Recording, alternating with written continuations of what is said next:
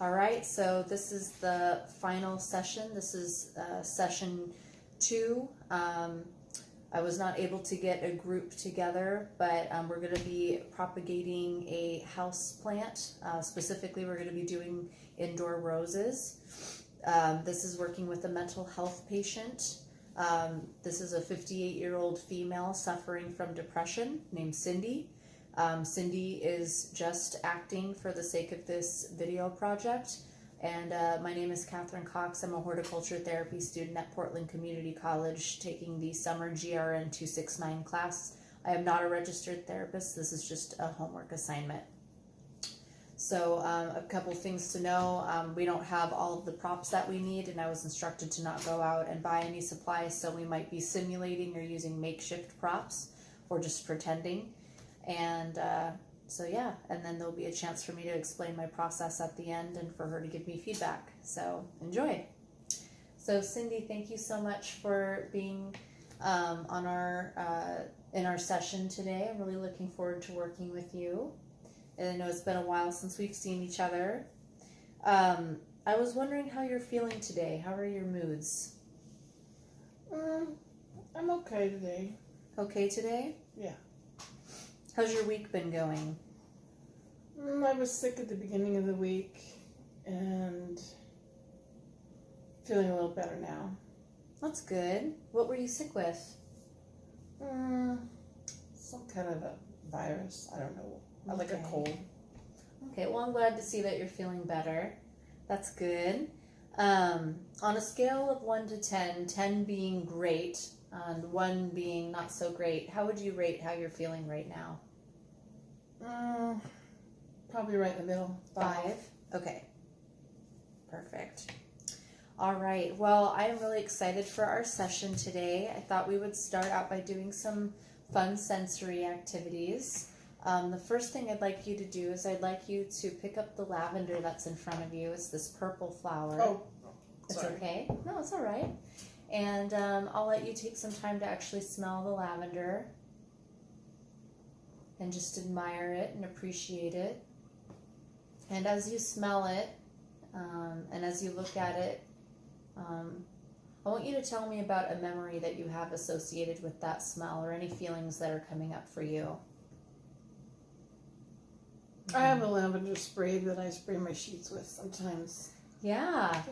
A lot of people I've heard use that and spray that in their bedroom, and it helps them relax and feel sleepy. And then I have a neck thing that I can microwave, and then it has some lavender in it. Yeah, and does that help you feel relaxed? Yeah. Yeah. I think a lot about laundry detergent. My laundry detergent smells like lavender, and I like all of my clothes to smell that way. So, yeah, I really like the lavender. Lavender is a great smell. It's very popular. So we can go ahead and set that down. The next thing I want you to pick up is this pine cone. I'll let you have some time to feel the pine cone. I want you to tell me something that you notice about it, and it could be about the way it looks or the way it smells or the way it feels, or if you know anything about pine cones. I don't smell anything, but I guess the thing that I think of when I have a pine cone is camping. Yeah? Yeah, and that makes me feel happy. Yeah. I think about camping too. And I also have a memory of when I was in kindergarten. I remember we put like peanut butter on it and seeds, and we made like little bird feeders. Yeah. I did that with my daughters too. Yeah. It was a fun project. One fun fact about these pine cones is they actually come from an evergreen tree. And the way that we produce more evergreen trees is that they grow these pine cones, and these are like their seeds. When they fall off the branches and they spread around their seeds, that's how more evergreen trees grow. Oh, I didn't know that. Yeah. So a little plant fun fact for you. So awesome. And you can set that down. And then the last sensory activity we're going to do is we're actually going to taste this plum. This plum grew from a tree. You can pick whatever one you want, and I'll let you enjoy it. It does have a seed in the middle, in case you need to spit it out.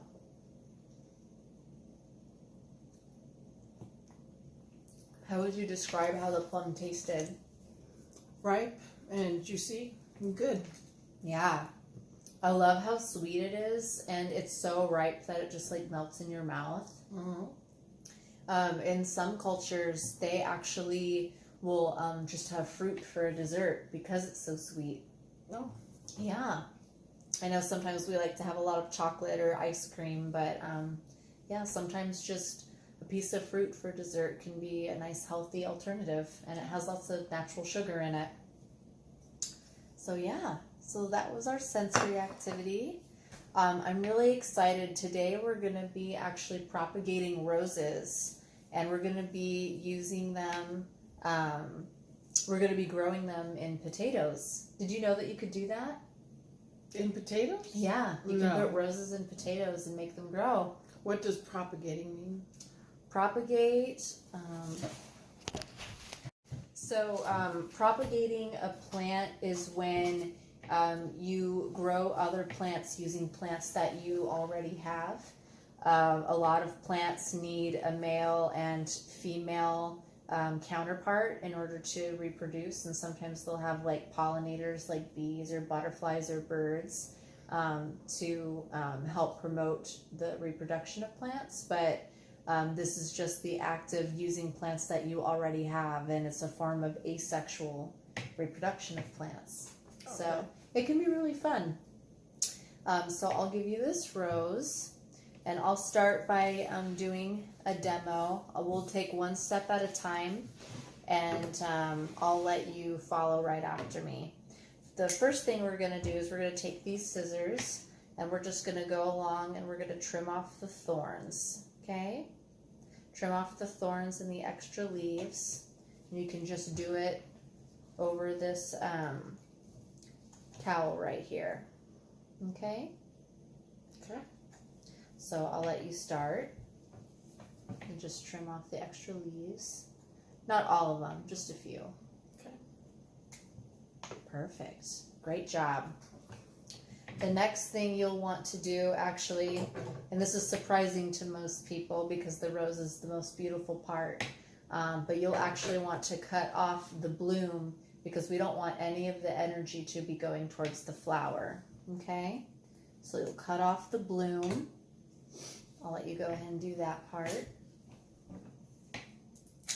All right, perfect. Good job. Should I trim the stem too down here?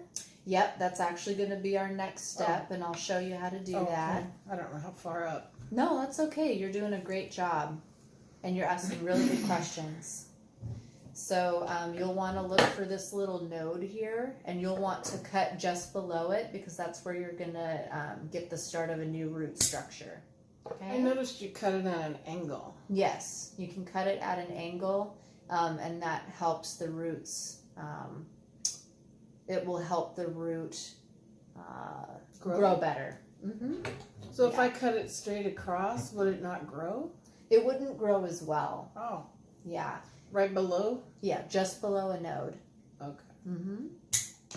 Yeah, these little areas right here are the nodes. Okay. And then the next thing you'll want to do is you'll want to take your potato, and you can use your stem if you want. You want to create a little hole in it. The potato, I'm going to move this so we can see. I'm going to bring this a little closer. The potato is a little bit hard, and so you want to kind of help prep it and make a little hole in there. Good job. Yeah? And then you're carefully just going to stick this in here. Very good. Yeah, just like that. Perfect. Then it's going to grow? Yeah, it will. The potato has lots of nutrients in it already, and it's going to the plant is going to soak up all of those nutrients, and you're going to watch a rose grow using this potato. Isn't that amazing? That is. So once it starts to grow, then can I plant it in the dirt? Yes, it will eventually get to a point where, similar to how if you had a plant inside a pot with soil, you'll eventually see that the plant will get too big and the roots will be starting to come out, and then that's when you can plant it in the ground. It will be a little bit of time before we can do that, but that's an example of how you can propagate a plant. Oh, okay. Yeah. So, yeah, you did a really good job. I thought you did a really good job of staying on task and focusing, and I appreciate that you were open to trying something new. You can keep that lavender if you want. Okay. Yeah. So I have a few more questions for you before we wrap up our activity. Let me just turn over here. So I would like for you to tell me your rose and your thorn. Your rose is something that you really enjoyed about our session today, and then the thorn is something that you didn't like or that you found challenging. What I liked was I learned new things. Mm-hmm. And the thorn would be I actually poked my finger with the thorn, so I didn't like that. Oh, I'm sorry about that. Are you bleeding? No. Are you okay? Yeah. Okay. Well, I'm glad that you're okay. Maybe next time before we do the activity, I can double check and make sure that all of the thorns have been removed. So I appreciate you telling me that. All right. And yeah, and then one other question I had was on a scale of 1 to 10, 10 being great and 1 being not well at all, how are you feeling now at the end of our session? How would you rate yourself? I'm probably up 1 step, maybe a 6 now. Yeah, that's good. Well, I'm glad that you're feeling a little bit better. That makes me happy. In our next session, is there anything else that you would like to learn how to propagate? I would love to have a garden. Yeah. I think a garden would be really fun to nurture. Yeah. Well, we can definitely look into that. I know we talked about making a hydroponic garden for you, and we can definitely look into that more if that's something you're interested in. Well, my daughter just gave me one that I could use for a while, so I'm looking forward to growing things in it. Yeah, well, I think that will be really fun. Yeah. So I look forward to hearing about what else you learn. Yeah. So thank you. Thank you. All right, so that was our session. I'm going to back this up a little bit. Just kind of reviewing my process and what was going on. For Cyndi's physical goals, we were exercising her fine motor skills and engaging in some kind of, while it was mild, it is a form of physical activity, gardening is. For cognitive, seeing that she can follow directions and stay focused and concentrate. Socially, being able to interact in a positive way with the therapist and potentially other people. Being able to maintain eye contact and engage in conversation. A lot of people that experience depression tend to withdraw or isolate themselves, and so helping them to find a leisure activity where they can connect with other people can offer opportunities for healing through social engagement and interaction. Let's see. Psychologically, the main goal was to help improve her mood and her emotional well-being. What was really good is that in the beginning she said that she was at a 5, and then at the end she was a 6, so there was a slight increase, and even though it's just a very slight increase, it's a little bit better nonetheless, and that's the goal, so that's good. Our process, so we were using makeshift props, like I said. These are not potatoes, these are cupcakes, confetti cupcakes to be exact.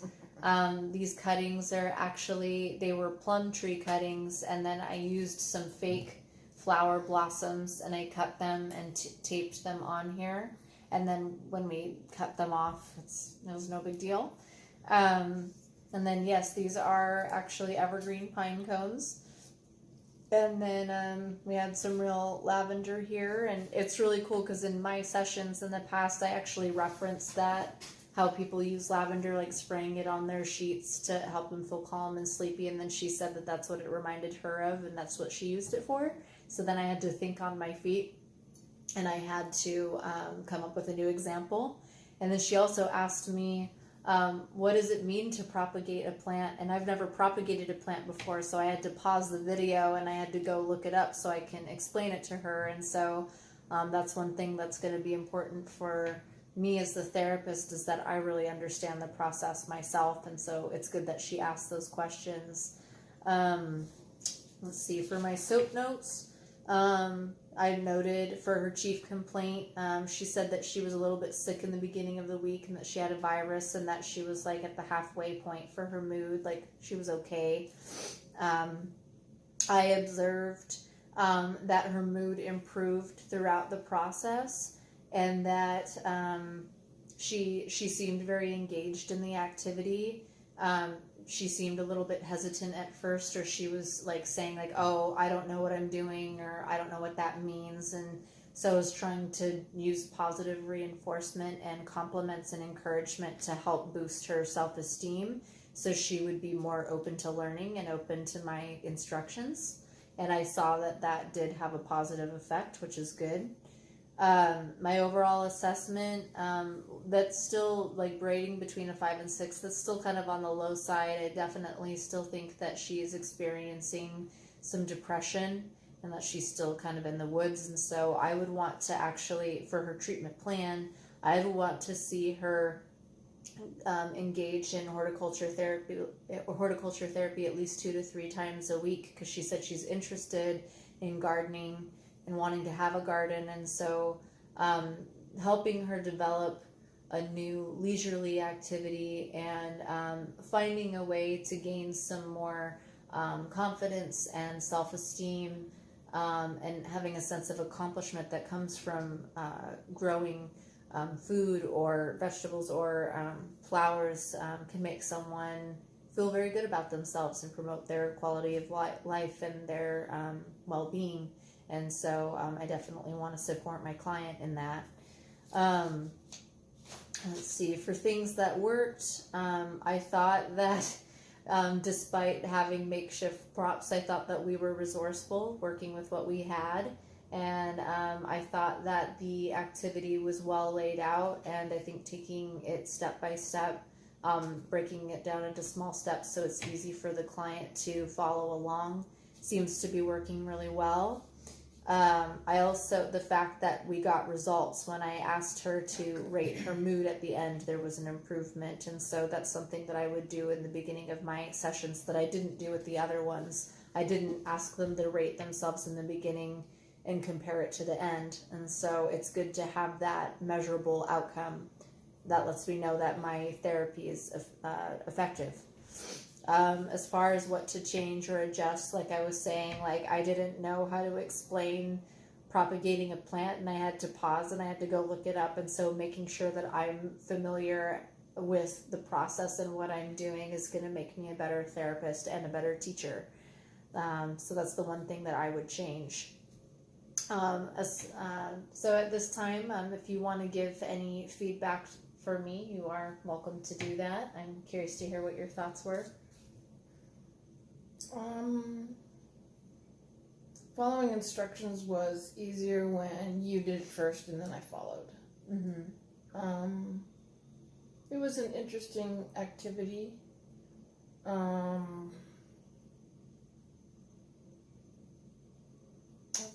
probably it. Okay. Yeah.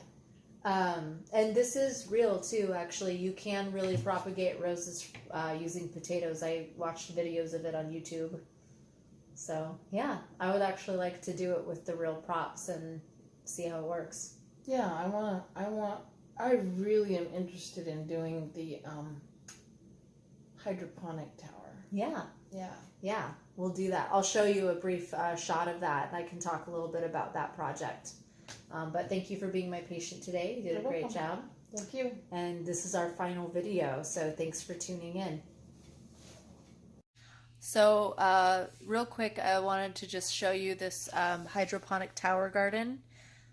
This was gifted to me by the YMCA when I was serving in the National Health Corps in Florida, and I'm letting my mom and sister use it right now. It can be used to grow vegetables and herbs. Next time I come down, I set this up for them, and next time we're going to plant some seeds and we're going to teach them how to grow food here.